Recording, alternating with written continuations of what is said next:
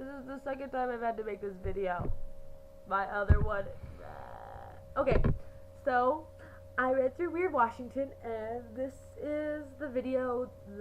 This is the video where I'm gonna read to you. Teddy Roosevelt, the president who never visited.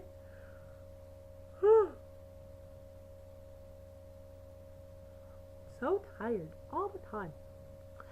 The guest book at the Hotel de Harrow in Roche Harbor once contained 2 signatures from a man named Theodore Roosevelt. According to the hotel staff, President Theodore Roosevelt stayed here twice. He used room 2A, which was renamed the Presidential Suite in honor of his stay. The first signature was made in pencil and undated. Later, someone added a note beside it with the date of July 13, 1906. The second signature, from 1907, is no longer there, according to the staff. According to the staff, someone stole that page out of the register in 1977. Unfortunately, the dates of Roosevelt's supposed visits may not fit the facts. Richard Walker of the Journal of the San Juan Islands investigated the story. Searching through local newspaper accounts of the time, he found no mention of a visit by President Roosevelt to Roche Harbor or to the San Juan Islands. This was strange, since an entourage of reporters would have surrounded Roosevelt wherever he went. Walker found local residents old enough to recall the early 1900s, but nobody remembered anything as important as a presidential visit in 1906. Walker also contacted 2 historians who wrote books on Teddy Roosevelt. They said it was unlikely that Roosevelt stayed in the Hotel de Harrow in 1906 or 1907. In July 1906, Teddy Roosevelt was at Sagamore Hill, his home in Oyster Bay, New York, also known as the Summer White House. He was busy that year, keeping the Republicans in power and lobbying for natural conservation and political reform, and he accepted the Nobel Peace Prize for brokering a treaty that ended the Russo-Japanese War.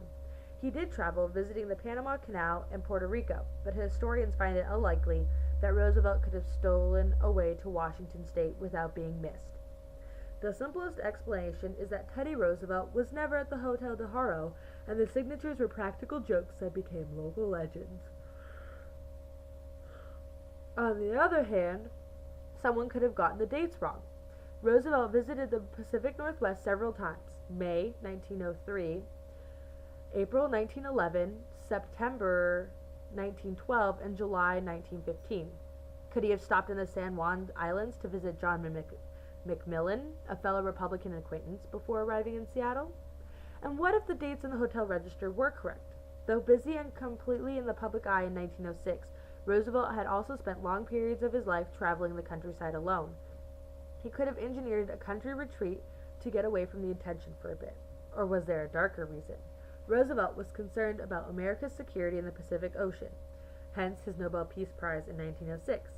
He spent a lot of time traveling on international affairs.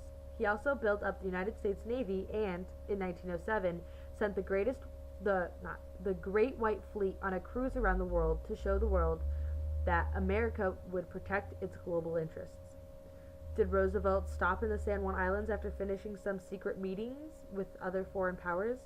If so, there could have been a news blackout keeping his visit secret, except possibly for a signature or 2 in a hotel register.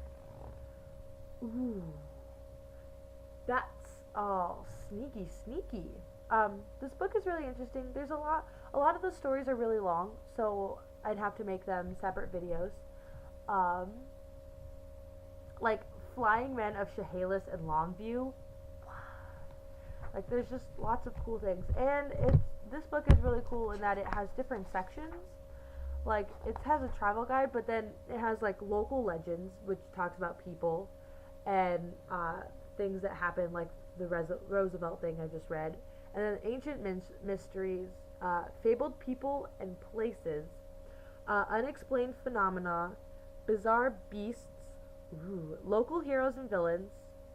There's a really cool thing on Ted Bundy and the Green River Killer. I'm going to read both of those to you because I'm big on the murders. Personalized properties, roadside oddities, which include things like in Fremont, which is the Lenin statue and the troll and the center of the universe. But then there's also like the metal statues down in Kelso and everything. And then roads less traveled. There's there's a road in Washington where if you start at the bottom of the hill, because of gravity, it like takes you uphill and everything, but it's really hard to find. So we're gonna have to make a camping trip of it next summer, because I'm gonna find it. I'm gonna find it. And there's haunted places, cemetery safari, which like goes on like not Kurt Cobain, because Kurt Cobain's buried in California. Like Jimi Hendrix, and then Bruce Lee and his son Brandon Lee, and then like there's other things, and then apparently there's this really big serial killer in a penitentiary thing, but we can't visit his grave. And then Washington Lost and Found. I don't really know what that is. Let's look. 228. Washington Lost and Found. Oh, like there's like, you know how the Freemasons are like a secret society? Well, there's a one called Oddfellows, and then there's like there's an avalanche in Wellington and everything, and then like the Kalakala, which is like the first passenger ferry, I guess, of Washington, and that's really long. And then there's like apparently some bug house, but I don't know what that is. And there's other things like putting wash in Washington, like Soap Lake. Oh, I'm gonna have to read you a story. I have this book called something, it's like Legends and Myths of Washington or whatever, but apparently in like the 40s this man killed his wife because she took a lover and everything, and so he killed her, and then he like wrapped her body up and like sunk her at the bottom of Soap Lake and everything. And because of all the chemicals and like mineral deposits and everything in Soap Lake from like glaciers and everything and like nature, like her body turned to soap. And because it turned to soap and everything, it was so light in the water that it eventually floated to the top. It was like a 40-year-old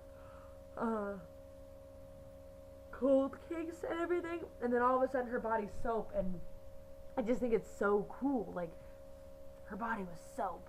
And like, I'm pretty sure, like, I don't know, but I haven't been to any of the towns around Soap Lake, but like, I feel like there should be some sort of like novelty gift shop that has like body parts, like finger soap or like a hand and everything, and it's like Soap Lake body parts, you know? I think that'd be really funny.